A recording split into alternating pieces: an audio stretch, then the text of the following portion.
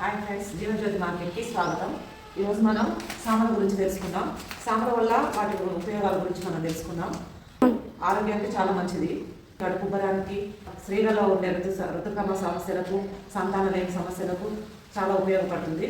అలాగే గుండెకు సంబంధించిన సమస్యలకు చక్కటి ఔషధం ఈ సామలు. ముఖ్యంగా మైగ్రేన్ సమస్యలను కూడా తగ్గిస్తుంది. ఈ సామలను కొనుగోలు చేయడానికి స్క్రీన్ పై ఉన్న నెంబర్ని సంప్రదించగలరు.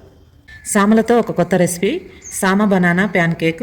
కావలసిన పదార్థాలు: సామ పిండి 1 కప్పు, గోధుమ పిండి 1/2 కప్పు, పండిన అరటిపండు 1, దాల్చిన చెక్క పొడి 1 టీ స్పూన్, పాలు లేదా కొబ్బరి పాలు 1/2 కప్పు, లేత బెల్లపాకం 1 కప్పు, వెన్న లేదా నెయ్యి 4 టేబుల్ స్పూన్లు.